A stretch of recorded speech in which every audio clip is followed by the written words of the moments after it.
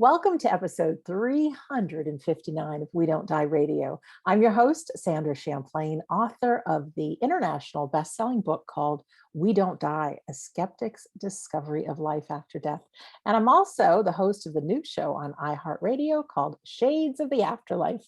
Today, we have a video interview. So if you're somebody who's listening on your favorite podcast app and would rather see my guest and I having this conversation, just feel free to go to YouTube, type in We Don't Die Radio 359. That's all there is to it.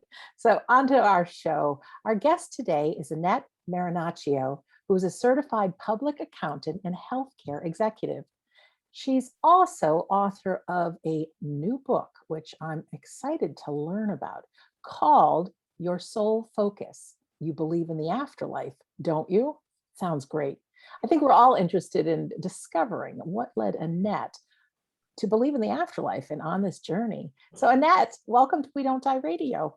Thank you, Sandra. Thank you so much for having me here. I'm very excited to be here. Oh, I'm excited too. I love meeting new friends and we speak the same language, so that's always a great thing. And sometimes I know it's our toughest times that bring us to our path, but clearly you're somebody who wants to give back. So if you don't mind just sharing about yourself, and where do you live, by the way? What area of the world? I live in New York, and as you mentioned, my discipline, my profession is a CPA and a healthcare executive, and I absolutely love what I do, work and career-wise.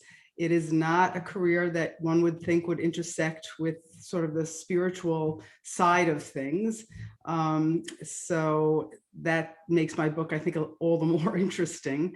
But what happened to me is over a decade ago, after my mother-in-law died, she was intent on proving to me that there is an afterlife.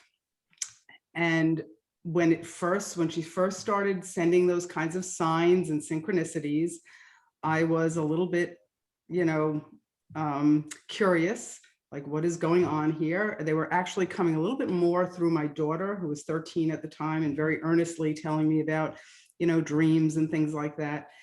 And I was just curious. I had not really ever thought about the afterlife before. And I was starting to tell a lot of my friends and family about some of the happenings that were occurring after my mother-in-law died. And one of my very good friends, who I had known for 10 years, but I guess we had never spoken about the afterlife, she, in a very matter-of-fact way, she was like, well, Annette, you believe in the afterlife, don't you? Which is the subtitle of my book. And I was just like, I don't know, do you? And she was like, of course there's an afterlife.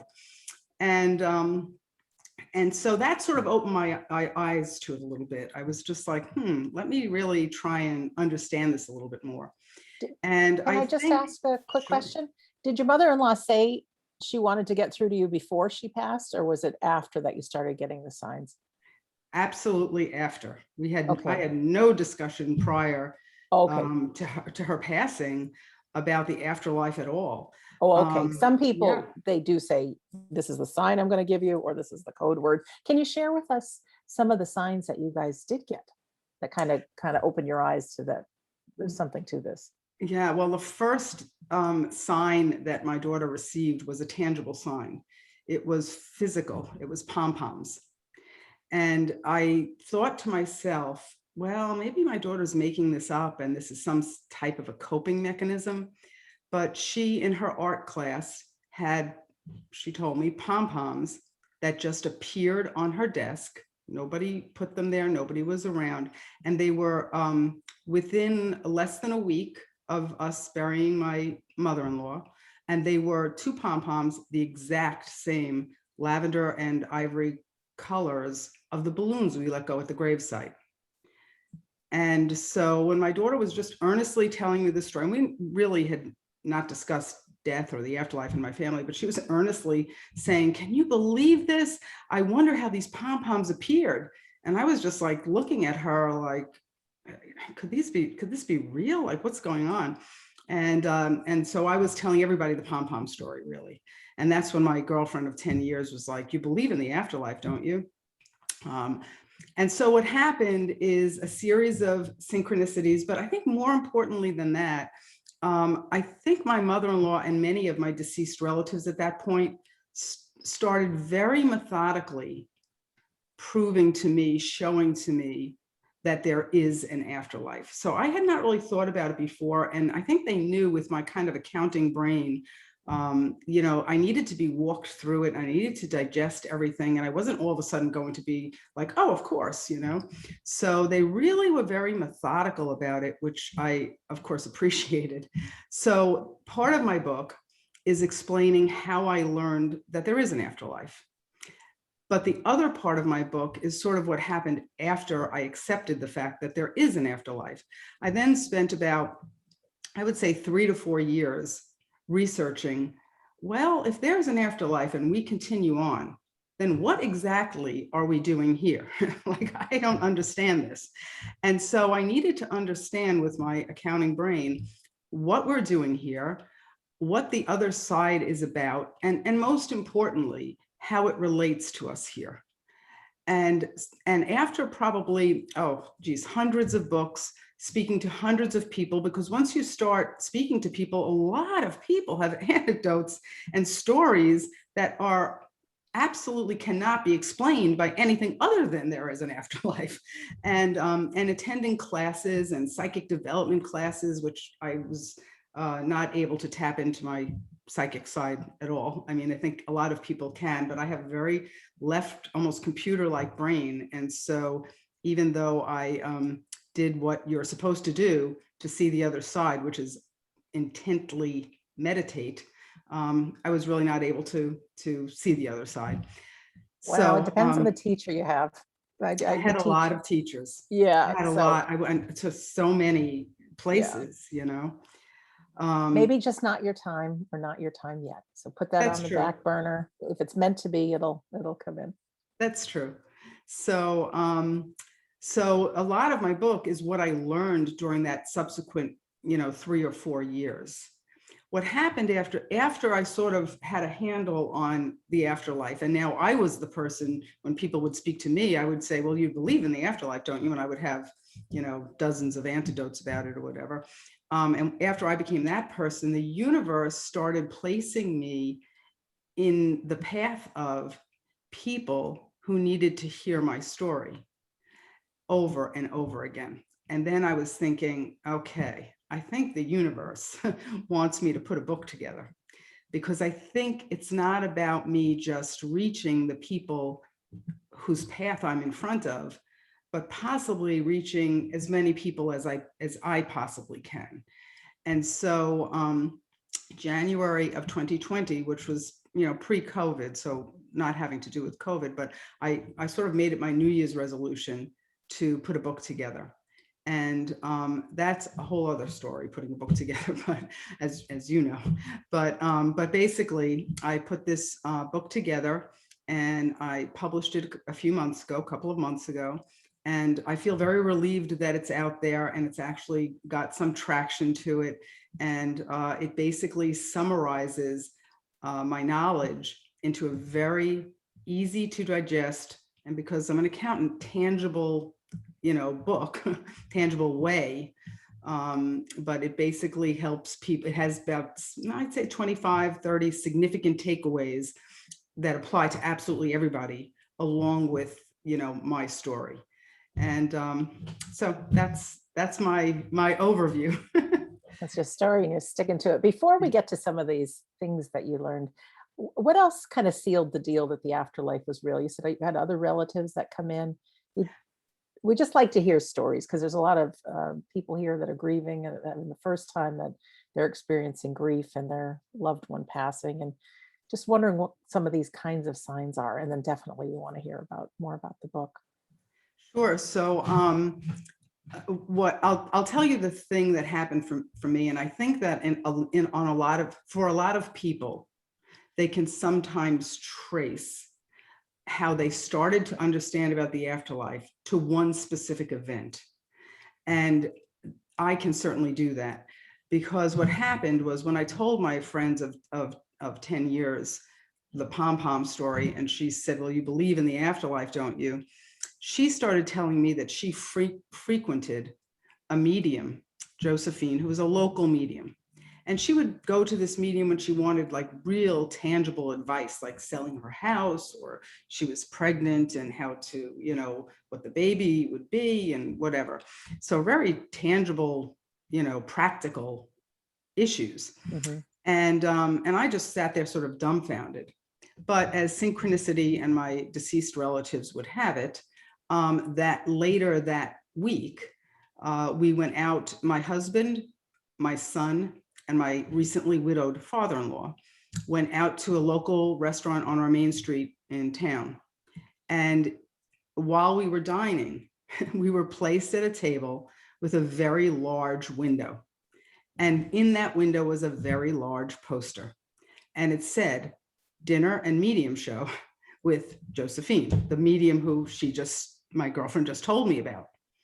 So I was like, well, that's sort of coincidental. It was, you know, maybe in the upcoming months. But I went home and I said to my girlfriend, "Do you want," and another girlfriend too, "do you want to go to this show?" And she was like, "Absolutely." So I made the reservations. Annette, party of three, no other information, not for any reason, just because, you know, and I sort of viewed it as some type of magic show. I was like, oh, Right. let's go see a magic show. Entertainment. And entertainment. And so as that day came upon us and the three of us went there, the medium Josephine came out, and I was thinking, oh, she looks so nice to be a fraud. I don't know, you know. Right, whatever. And she, you know, we all had our dinner, and then she related to the first, you know, person. And I'm thinking, oh, how interesting. They're probably planted here and they're all crying and relating to this. She probably knows them. And then she came right over to me and she said to me, she came right over to our table. And she said, "I have a woman here named Lucille." Lucille is my mother-in-law's name. So it's pretty specific. Mhm. And I was like frozen, could not take the microphone. My girlfriend's kicking me under the table. And she is going on about Lucille. She's got dark hair, which my mother-in-law did. Basically, she was describing my mother-in-law. And she's like, "I think it's for someone at this table." And I froze. I could not take the microphone. So someone at the table next to us said, "Well, my name's Elizabeth." And they gave Elizabeth the microphone. And then my mother-in-law, through this medium, started like speaking about my life. She said, "Oh, I see that you're going to Italy in a couple of months," which I had booked Italy in a couple of months. And Elizabeth was like, "No, I came from Florida," you know. So because it wasn't for Elizabeth, it was for me, but I was frozen. Anyway, so the medium eventually sort of retreated back and read a couple more people, and they're all sort of crying and relating to the stories. But my mother-in-law was very intent. She came back again. So the medium came back over and said, "This woman, Lucille, is here." And so this time I had unfrozen myself and raised my hand. And then she said the line that was just sealed the deal for me. She said, "Lucille is asking how Rita is. Rita's still here, right? Rita is my mother's name." Oh. And my mother and my mother-in-law were both diagnosed with cancer within a week of each other. And when they were both, my mother is still here. She made it through. My mother-in-law succumbed to it. But as they were both going through their surgeries, their chemo, their radiation, each one would always ask us how the other one was. "How's Lucille? How's Rita? How's Lucille? How's Rita?" So when this medium said, "How's Rita? She's still here, isn't she? Isn't she?" I was like, oh my goodness. There's just no way. There's just no way. And then she also had, you know, additional evidential information that nobody could have known. And that was sort of enough to let me say, all right, I'll take the reins here. I'm going to take the reins. There's something to this that I need to understand. And so that's what I trace it back to. Yes, there were a lot of things leading up to me being open to it at that point, including the pom-poms and the conversation with my girlfriend prior. But that was the thing that I always say like tripped the meter for me. It was like, okay, this is real. I have to understand this. And Yeah, so that was the thing that did it for me. And I think a lot of people can actually trace it back to a particular thing. I want to speak a little bit about grief because you had brought that up. And not only are all those stories in the book, but grief is in the book too. What I in my book also. But what I feel about grief is I have what I think is an interesting perspective on grief. I think that grief always pertains to us wanting something that passed, not past like crossover, but like crossed over, but anything in the past. And the example I like to give is I have two children. They're in their late 20s, mid to late 20s. And when they were 2, 3, 4, 5, I mean, they were those little cutie bonooties. I just, like any little child, you just, oof, they're so cute. And they don't remember those times. I remember those times. My husband remembers those times. My parents remember those times. I think those times were for me. I don't think they were for them because I remember them. I can watch a home movie and be like, oh, I remember that. My kids are like, it's a little foreign to them. So to me, I could actually get lost in the grief of the fact that I will never have that again. I will never have that again. I would love to have those times again. They will not be there. The only thing that pulls me out of that grief is the fact that I can speak to them now in their 20s, in their mid 20s. That pulls me through the grief. But that feeling of grief is as real gets. And my kids are still alive. Thank goodness. When somebody loses someone, I think they feel that same intense grief, but there's nothing to pull them out. It's very difficult to come out the other side because they're not going to be able to see and speak and hug and smile at and see the smile of their deceased loved one. There's just the grief is the same, but there's nothing to pull them through. And once you really are convinced, I like to say, like people say, oh, you believe. I think it's more than believing in my case. And people say, well, you can't know. Of course I can't know. I'm here on earth. But I'm convinced that our deceased loved ones live on, and they're really right around the corner. I mean, they're here, very close.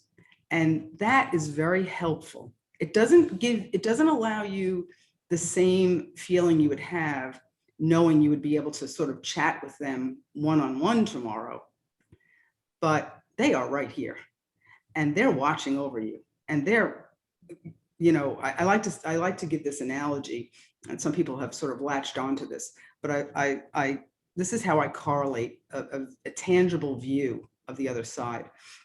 If you were to walk out of your front door one morning and it had snowed that morning, and you just, open your door and you're standing on the porch and it's absolutely beautiful. Nothing has walked in the snow yet. Nobody has walked in the snow. It's just a pristine white snow. As far as you can see, your mailbox is covered. The trees are covered. It's glistening. It's just serene, white, peaceful, snowy day. And then if you were to just picture right outside of your view, a clear acrylic sphere over your entire, everything you can see, over that entire world for you.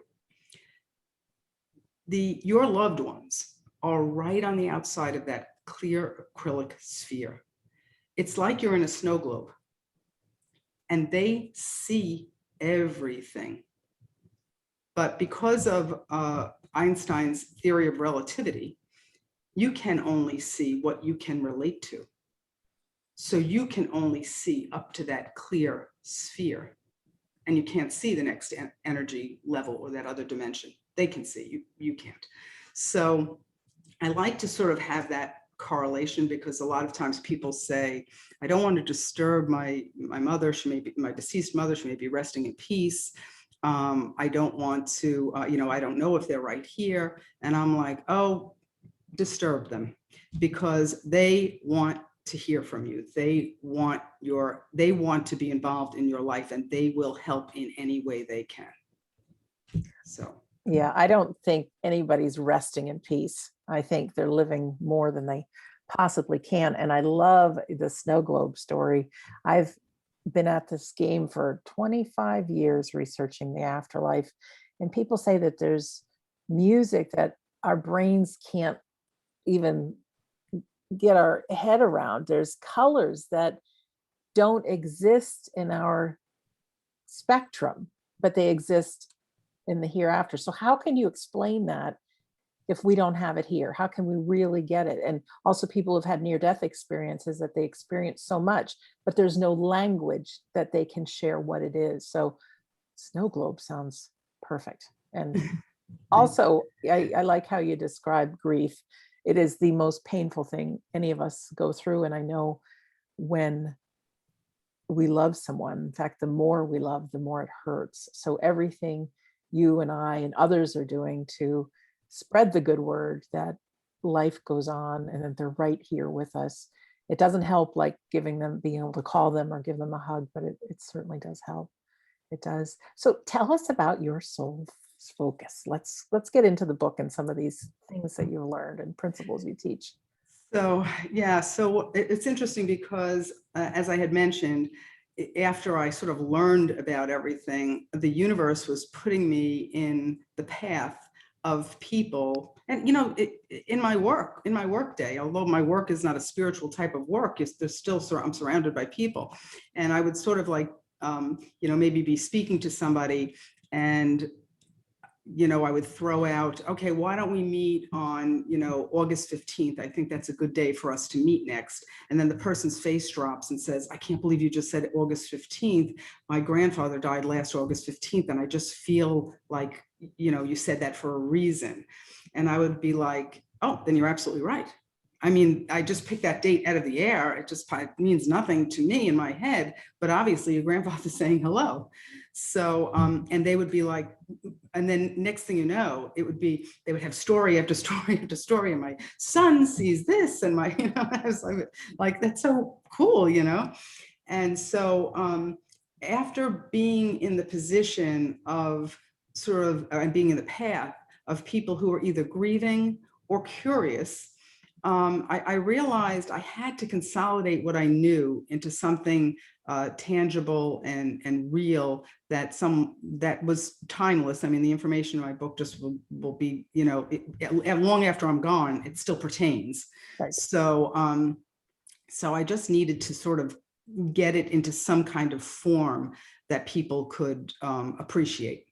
And I almost pictured people like getting the book, and after you sort of get past the fact that I learned that there is an afterlife, because that in and of itself, a lot of people may not know. I certainly didn't know, but other people may know. I also had those kind of significant takeaways. I almost pictured people, and I have had people tell me, they sort of like highlight the book with things that they feel like, oh, I want to remember this, this pertains to me or something like that. So, and I think all of our books that come out that have these kind of pearls of wisdom or knowledge or little tidbits after years of research, you're sort of looking for those tidbits that resonate with somebody so they can sort of take it into their daily life. But what happened was I was, became very intent on writing a book, putting it into a form that is tangible and enjoyable. And I'm a numbers person. I'm not a writer, and I don't read a lot either, except for, business articles and things like that. So I'm not that like kind of verbal and reading and writing person. I'm really like numbers. I love numbers. So after I wrote the whole thing, I was like, oh, I think this is pretty good. So I got up the nerve to ask 3 local mediums with a public presence on Long Island, where I live in New York, to do me a favor and read it from their perspective, because I felt like it's good for an accounting, from an accountant's perspective, but I wonder if a spiritual person would also appreciate it, and to recommend it if they were so inclined. And they, each of one of the 3 of them, very different people, read it and gave me a recommendation, which I have in the back of the book and I have in the inside of the book. And so I was so appreciative, but then I knew I was onto something, because I was like, geez, if this works for me, from my accounting kind of brain. And it works from a spiritual perspective also.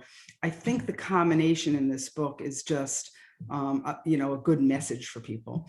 And since I put it out, which was several months ago, and of course, the way the universe works, the first, I published it 2 days before my mother-in-law's birthday. The first book that was published was the first book in writing has her birthday as the date that it was written, printed, which is like, that's how the universe works, So Right. February 2nd was the first printed copy, which I gave to my mother. So it's like, but that's how the universe works now. Now I sort of get it. But at any rate, when I put it out there, I've had such heartwarming messages from people who really appreciated it. I had this woman from Oregon. Obviously, I'd never know anybody from Oregon, but the wonders of social media. She contacted me and she said, she had lost her adult son about a year prior, and she stumbled across my book, and she wanted to thank me for taking the time to write it because it really helped comfort her, and it shared a perspective that she had not thought about prior.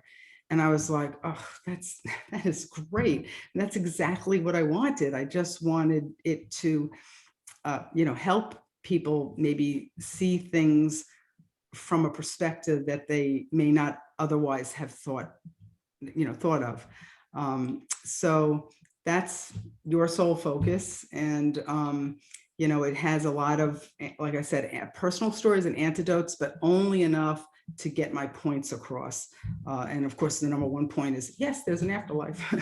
But I also speak about the grief and the snow globe and, just a variety of other things, because I just want to share what I've learned, exactly as you're doing, share what I've learned with others, because, if you can help somebody, that's that connection that we have is invaluable.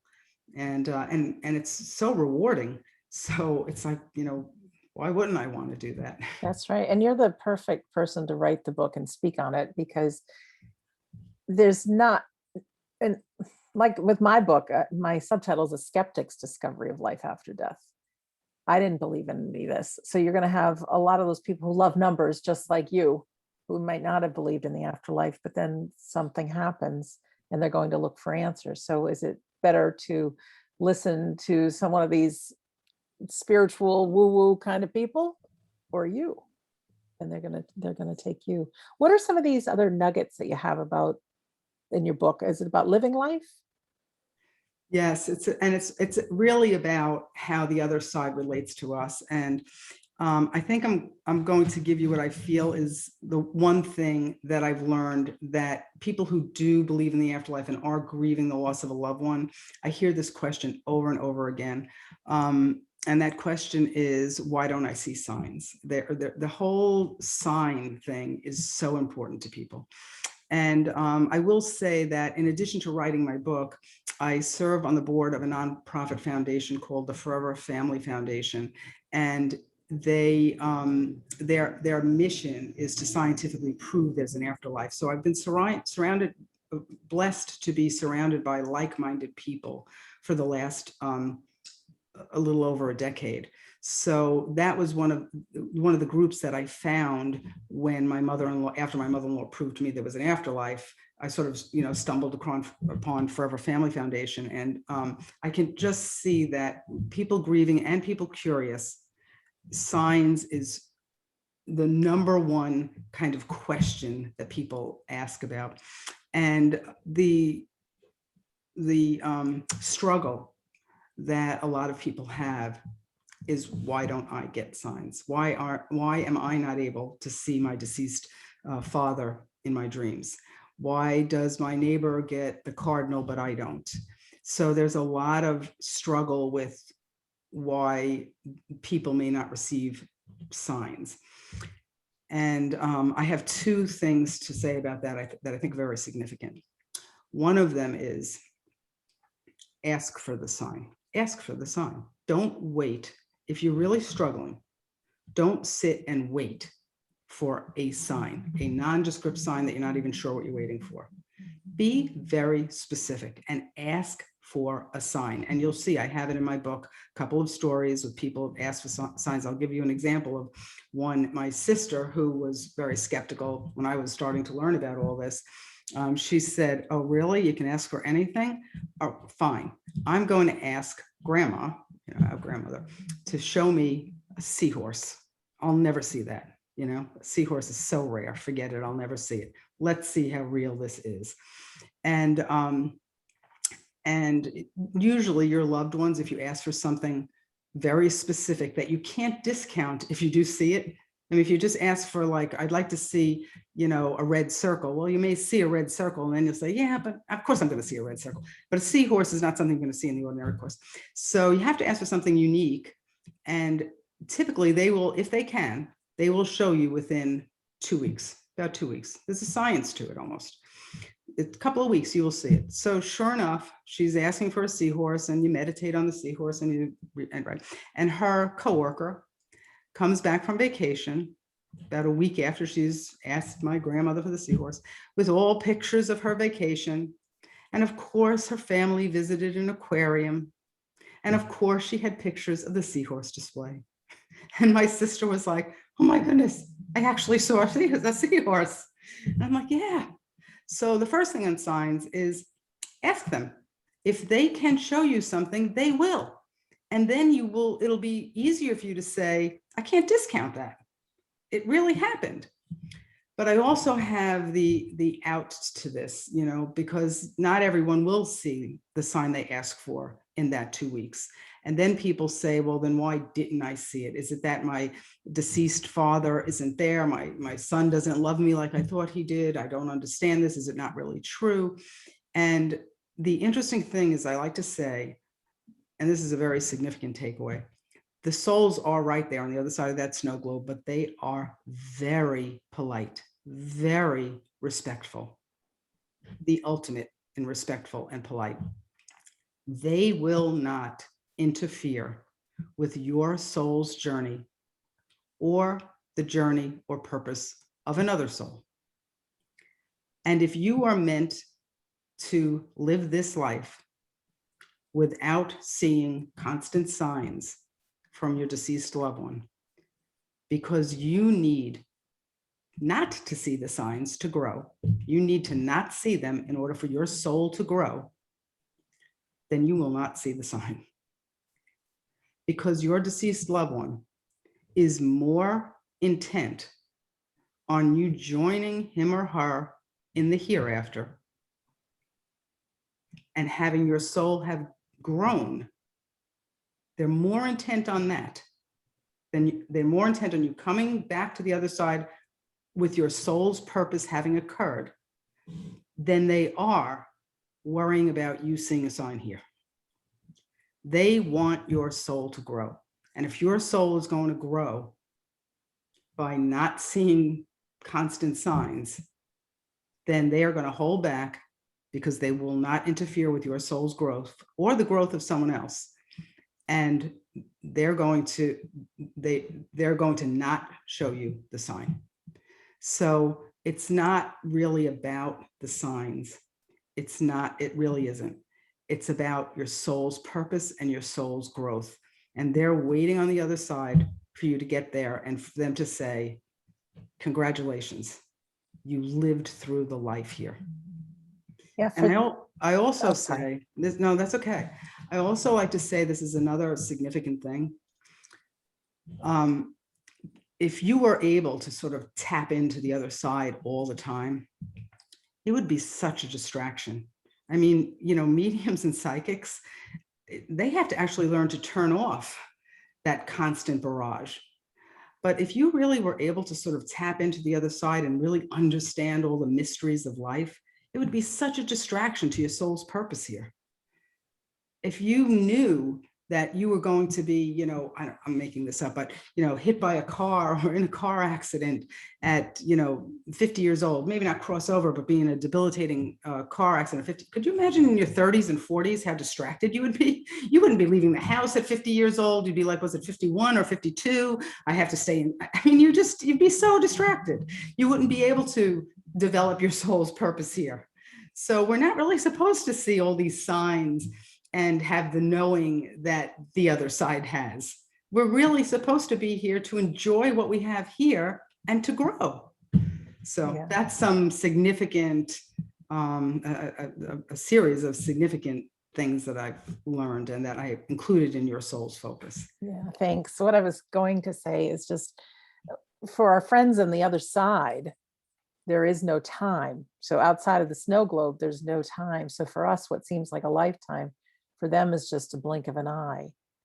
So we might have that panic to get a sign. And I also believe that just because we cross over doesn't mean we have all the information in the universe. We don't know how to manipulate lights and all these other kind of things, make pom poms appear.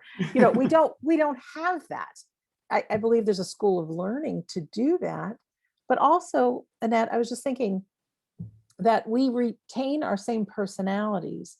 So, for instance, my grandmother, wonderful lady. When we were alone together, she would speak her mind. But when we were with a group of people, she'd stay reserved and let the young people talk.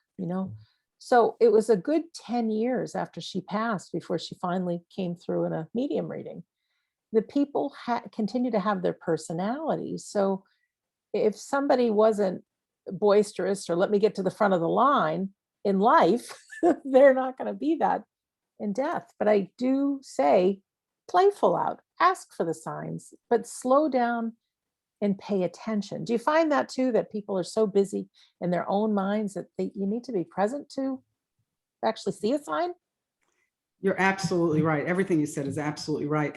And the interesting thing too is you may not get the sign in the exact way that you think you're going to get a sign. So you may be saying, okay, I want to see, a yellow bird. You may not actually see a yellow bird flying past your window, but you may actually, drive by a restaurant called the Yellow Bird. Right. So sometimes signs can be a little bit like elusive, and you have to be in tune to the fact that it may not be exactly what you're asking for, or you may not, it may be what you're asking for, but not the way you think you're going to receive it.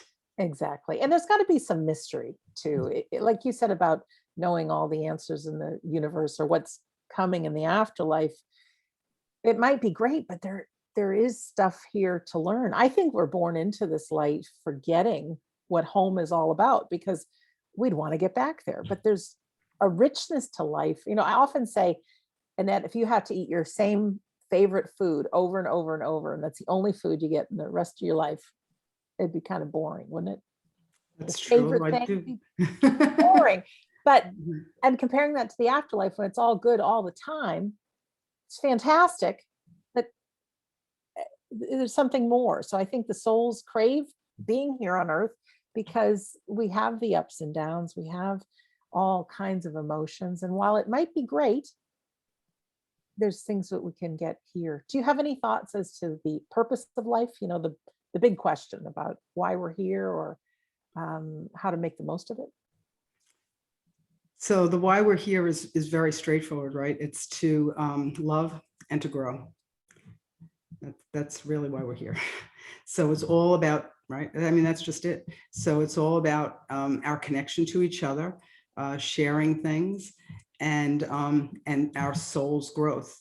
And it's interesting, as I've gotten older and as I've learned more, I start to be able to tell, or to know when I'm working with the universe as opposed to grinding against it, So when you feel that kind of friction, and you're not aligned, that's a sure sign you're probably not working toward your soul's purpose. But if things are rolling easily for you, then you can feel comfortable that you're working toward your soul's purpose.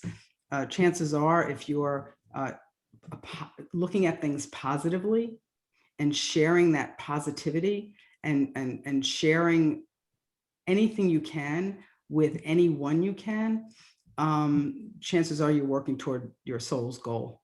I mean, and it could be one big goal, one small goal. It could be a lot of little goals. And you also may have decided to come here not for your own growth, but to help somebody else grow. So you may have decided, okay, I'm coming here and I'll do a bunch of these little things, but the real purpose I'm here is to help this group of people grow, or to help one other person grow. It's not always about your own soul. It's about other souls too, souls within your group. So, yeah, but that's that's the simple purpose, right? Love and grow. Yeah, I think about other souls, and somebody once said that I interviewed, because not all souls are friendly to you. Some are, you get these relationships that clash.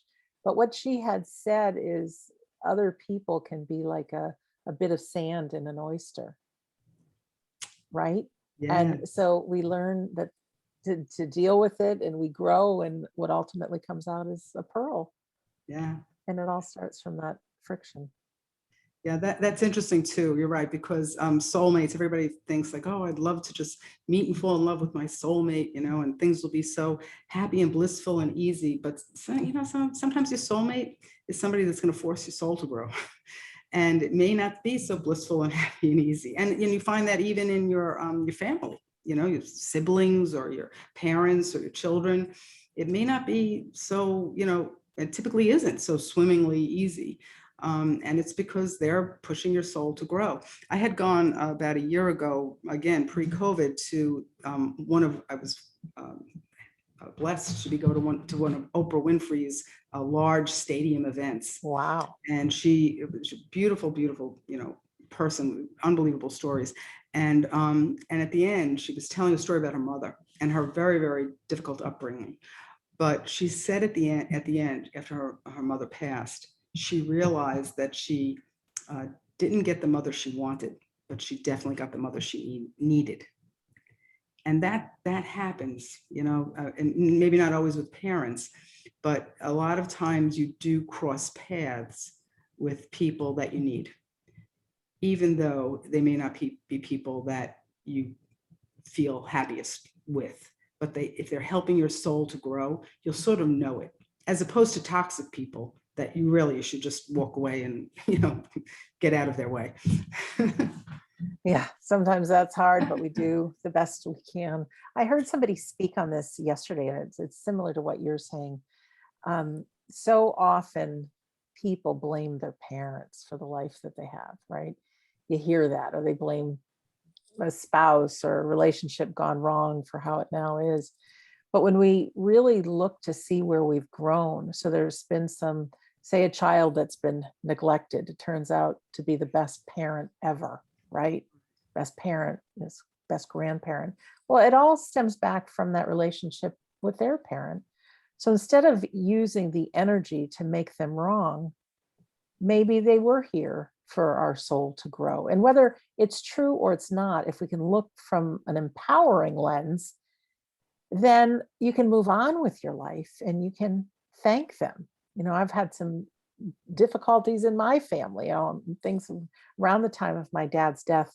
But had everyone not played the roles that they did, I would have never gone searching for answers. I would have never written the book. I would have never had these shows. I would have never met you today. So while it's easy for our human brains to have these flashbacks and make people wrong, make them right. Because without them, we wouldn't be right here today. Well, that's a great story, because you're absolutely right. I mean, all those things that occurred to you when your dad died, and all those family and friend relationships that may have, felt like they were grinding at the time, like a friction. Look at what it's done. It's put you in a place to help so many people. And, that's a huge blessing. Yeah. So, yeah. The hardest times in our life can be the biggest growth for our soul. So, Annette, what else would you like to talk about? Well, I mean, again, I think I would just say I would like everybody to appreciate the work that you put into the show, you put into your book, I put into my book. I think there are a lot of like light, guiding light kinds of personalities out there, and I really hope that people who are attracted to this kind of an environment do what you're doing. which is really give back to the community, and give back to family and friends, because that is only going to, it helps your own soul. It helps you feel good. And it helps the world. We're all connected. We're connected to people we don't know, let alone people we do know. We are all connected. So the more we can raise the elevation and the spiritual level and the level of spiritual awareness of anyone else and everyone else, the better off we are. So I think, that's what I would like, the message I would like to give is, I think sharing is very important. When you say purpose of life is love and grow, I also want to throw in there service, because it helps everything. I mean, if you're at rock bottom grieving, which is an awful place to be, if you can set your sights on someone else, maybe making a difference for someone else, then all of a sudden you start feeling better, whatever that may be. And each one of us, I feel, whether it's afterlife or not, there's a journey we've been on. There's growth that we've had. And if we can share our knowledge with others and be that moral support, I think it just makes a huge difference. It's interesting you say that, because one of the, I'll say one of the motivations for me sticking with writing the book was a very unlikely source, Justin Bieber. So Justin Bieber. That is unlikely. Very unlikely, because he's Say a very more. young fellow in his 20s, and I'm obviously, I'll be kind to myself, middle-aged woman, but an older woman. So you wouldn't think that he would be able to be in a position to influence me, but he did come across my feed in Google or whatever at some point around the time of January 2020, when I had committed to myself that I was going to try and get this book together. And it was an interview of his, and who knows from when it was, I don't remember, but he basically said that one of the things that helped turn him around was his ability to focus on others. He said, when I was younger, of course he's still young, but when he was younger, he said he was very, self-absorbed or focused on himself. And when he realized that it was more important to focus on others, that's when he sort of was able to turn his life around. And that just resonated with me. And I was like, that's the answer.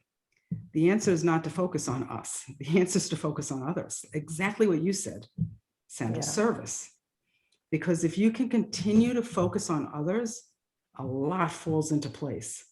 And throughout the process of that year writing my book, I had to keep my eye on that and my ear on that. I had to keep going back to that focus on others, because it really is, there are many times in the process of writing a book, and I'm sure in your process of putting on the shows and whatnot, where it's just, sometimes it's easier to say, I'm not going to do that today. I'm going to put that off. And it's easier just not to sort of put the energy into it sometimes. But I kept thinking of Justin Bieber, and, I have to focus on others. I can't focus on the hassle it is for me right now. I have to focus on putting this book out and having it help somebody. That's what I have to focus on. And that's what I did. And it makes that service to others really makes things just easier. If you can keep your eye on that, it does make life a lot easier. Yeah. So many people think they're not smart enough, or their story's not important enough. But if it's happened to you, somebody else is going through it. And I really think, while a lot of people may never have a book, if you can get your story out there, whatever hardship that you went through and how you overcame it, you don't have to do anything with it. You don't need to sell a book. You don't need to have a show. And sometimes it's literally just sharing a post on social media, or if you're brave enough to have a camera to you, do Facebook Live or something, and just say, there's something I want to get off my chest, and share your story. You never know who's at their wits' end going through the same exact thing. And these synchronicities, these signs are real. and somebody might just see it and it's the difference they need. Here's an example for you. I got a really interesting email from a guy whose 3-year-old child had died. Mm. And he was driving in his car. He just asked Siri on the phone to play some news. Nothing about the afterlife. Nothing. And what started playing was an episode of my show. Oh, wow. Oh, that's so great. But he had to open his mouth, and the universe or God or whoever you want to say, loved ones put it in his path. And so it's made a difference. So everybody who's listening or watching right now, your story is important, whatever it is, all that stuff that you've been through in your life, it's growth for your soul. And if you can share it with others, it's the magic formula of having a good life. It really is. Annette, how can people get in touch with you? So my website is AnnetteMarinaccio.com. And this is my book. This is what Let's see it. Let's see it. Your soul focus. You believe in the afterlife. Uncover your name just so people can see how to spell your name. Oh, Annette. Perfect. Perfect. And also in the links below, it has your website. Thank you. So I have it on Amazon and Barnes and Noble. And I've been trying to do live events, in the New York area. Great. So again, my purpose is just to sort of get the word out there. I really would love, same as you, for people to live very fulfilled lives. And it is so possible. So I think, 15 years ago, before my mother-in-law died, I was just very busily living my, crazy life. And once she opened my eyes, it was like, this is what it's about. It's a little bit more, intense than I thought, in a good way. So anyway, yeah. Thanks. If you had to leave people with just one last piece of advice, you might have already covered it, but what would you say to people? I think, again, I think the advice is that love and grow situation. But I think our theme of sharing, that and service, as you've brought up, is really, people say, oh, it's better to give than to receive. It really is. It really is. It feels better. And so I think, the more people speak about the afterlife, if they've had experiences, the more it's open and discussed openly, especially by people who aren't exactly mediums, and maybe people assume that psychics and mediums are always speaking about that kind of thing. But people that aren't psychics and mediums, get out there. And if you've had these experiences, these real life experiences, speak about them openly, because they just may help somebody. And that's what it's about. No, thanks. And if you are somebody that is having a tough time, and you might have somebody that wants to give and wants to share, and sometimes the hardest thing is to allow someone to give. And so just remember, the person gets a whole bunch of growth for their soul if they're able to give. So don't shut them off if they want to share with you. I mean, it's a two-way street. And certainly when we have the means, we do share, but let other people share and love you as well. Well, Annette, thank you so much for being our guest today. Oh, thank you so much for having me, Sandra. It was a beautiful way to spend the afternoon. Oh, I agree. And for our listener or our viewer, however it is you're digesting this conversation with Annette and I right now, certainly thank you for being here. Our home base is WeDon'tDie.com. And now it's grown, because once COVID hit, we started a new business, had to. My catering business hasn't been able to operate, which was my full-time job.